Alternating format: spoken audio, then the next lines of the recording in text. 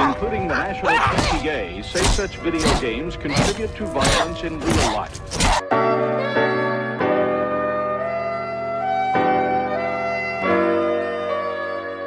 President Trump hosted a meeting with video game makers and their critics at the White House today. He was busy. They're looking for ways to reduce youth violence following the Florida school shooting.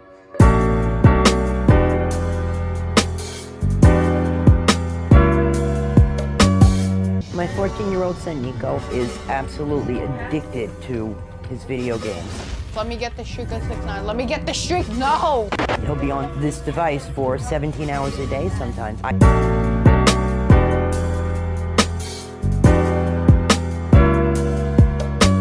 Money that my parents and grandparents had worked for, that had been given to me as savings for my future, I had blown almost 3,000 pounds. So what we look at as surprise mechanics.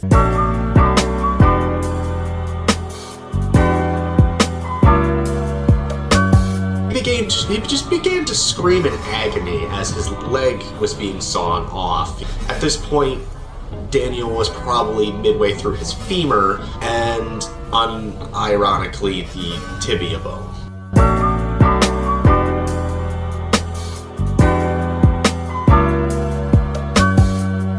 A 17-year-old Philippine teen murdered his own grandmother after she interrupted his Dota match. When the woman began scolding him about the game, he alleges that he blacked out and beat his 68-year-old grandmother to death.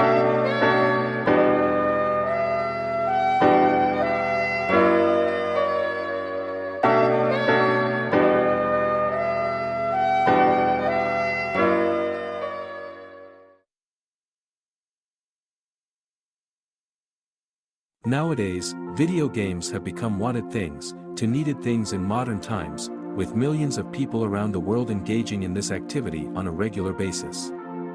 While there are numerous positive effects of playing video games, people are living in their best fantasy world they wish to be in, enjoy games and have fun. But there are also some negative effects that should be considered. Everything that makes you feel happy can relieve stress, but also creates addiction. And addiction may ruin many people's lives. This includes video games. I will discuss the good and bad effects of them.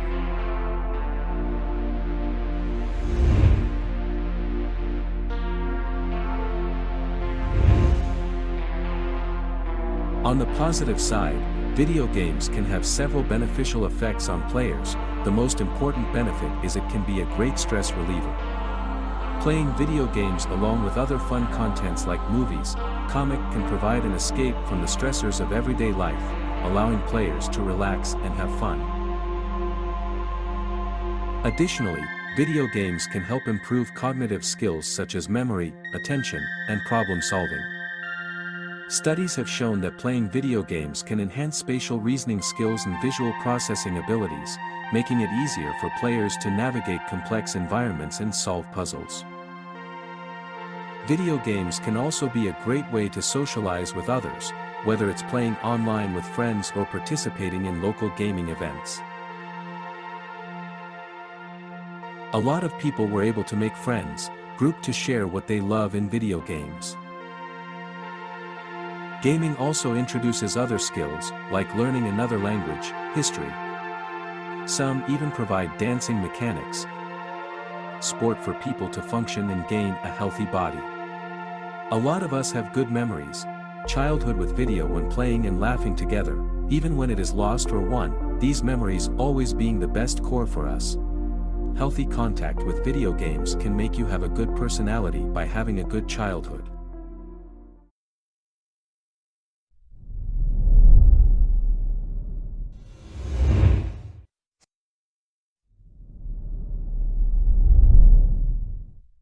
But there are also some negative effects of having that many games that should not be ignored.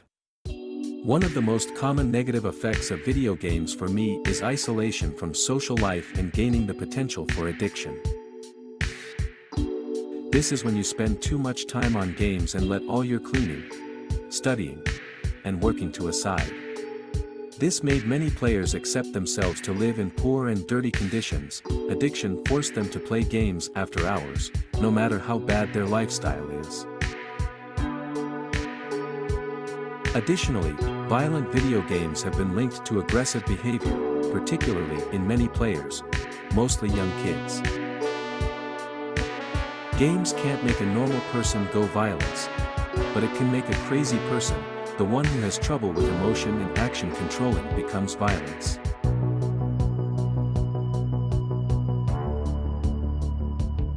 So you should play games when you know the difference between real life and video games. Never do what you do in video games and use it in real life. And knowing important skills in video games instead of learning things that harm people, then you are totally good for gaming. Another potential negative effect of video games is the impact they can have on physical health if the time isn't maintained well. Playing video games for extended periods of time can lead to poor posture, eye strain, and carpal tunnel syndrome, and more. Additionally, sitting for long periods of time without exercise can increase the risk of obesity and other health problems. On mental health, there are evidences to see that a lot of gamers have problems controlling their emotions during the game. Aggressive and violent behavior are some real problems of gamers. The toxic and angry players really ruin other people's mood, affecting the non-gamer included. Toxic gamer either screaming, breaking stuff, even hurt or torture themselves and other when losing game. Some, but not all. About meeting friends you meet online, no matter on video games or any platform on social media, there are still chances of you facing dangerous situations. A lot of cases where people go missing when they meet the wrong type of group and friend in games.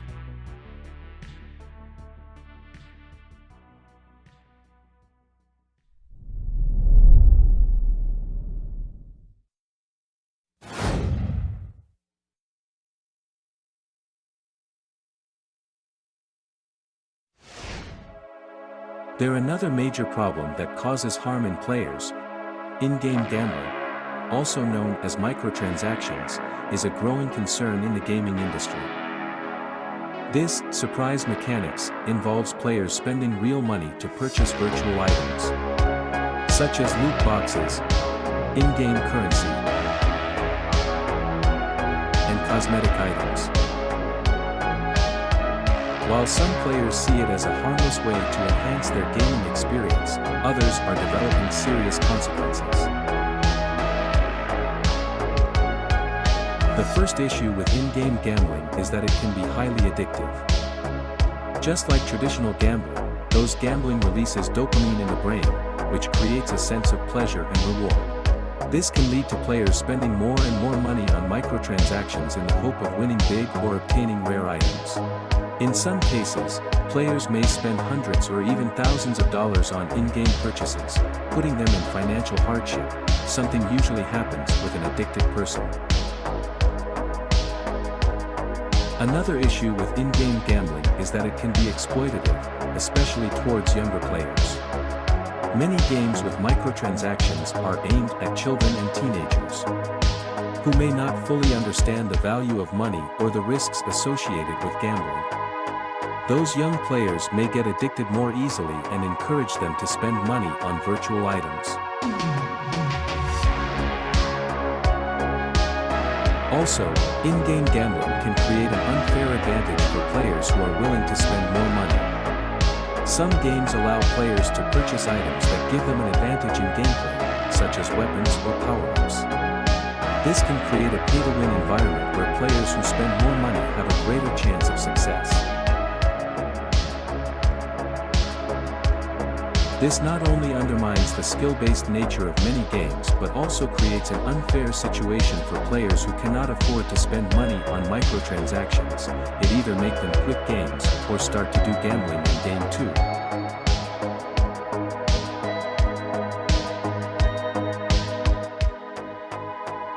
Also, there are cases of mental issues about in-game gambling.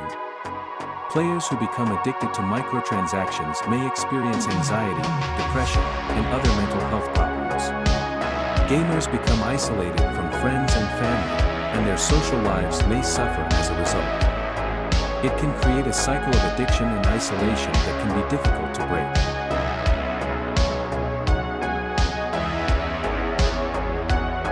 Video games, along with similar services, can be an enjoyable and engaging form of entertainment. They can also lead to addiction, aggressive behavior, and physical health problems. As with any form of entertainment, moderation is key. In-game gambling is a complex issue that requires careful consideration. While it can be a harmless way to enhance the gaming experience for some players, it can also lead to addiction, exploitation, unfair advantages, and mental health problems.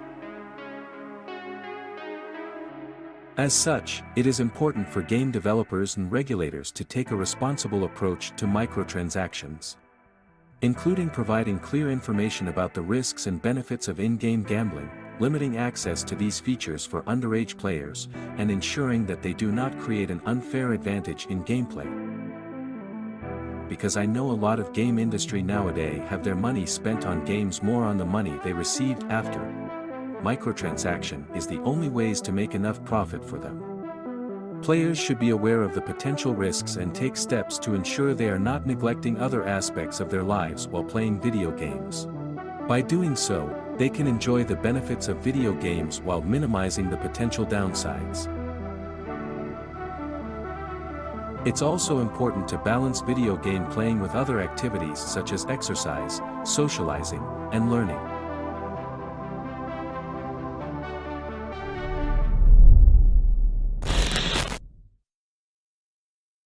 Bad game addiction example is a Taiwanese teenager after playing an online game for 40 consecutive hours without taking a break.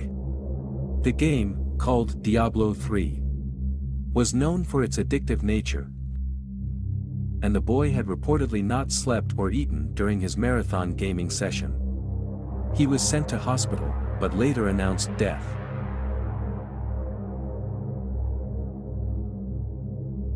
Another example is the case of a man in South Korea who died after playing a game for 50 hours straight without taking a break.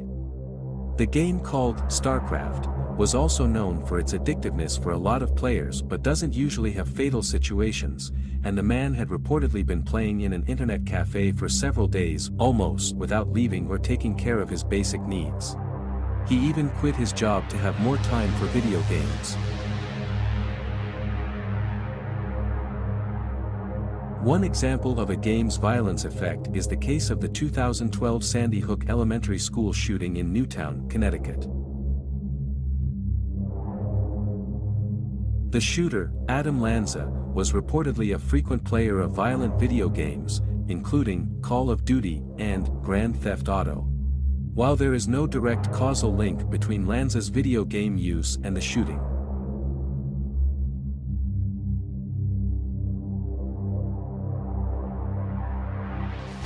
Another example is the case of the 1999 Columbine High School shooting in Colorado.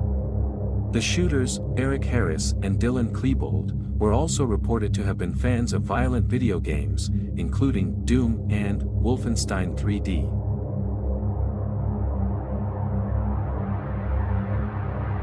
Last but not least is the bloody cases of Gabriel Kuhn and Daniel Petrie, where Daniel, the guy who was hardly addicted to video games where he grew up with aggressive behavior, quit school to spend most time on video games.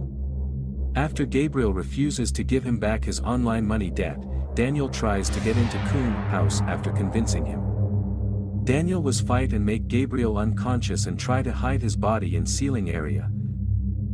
Because the body was too heavy, so Daniel decided to cut off Gabriel's legs separately to make it lighter. This was happen while Gabriel still alive. Later Daniel was gave up and leave Gabriel bloody body on the floor for him to die by loss of blood. Daniel later got arrested and was jailed for 3 years.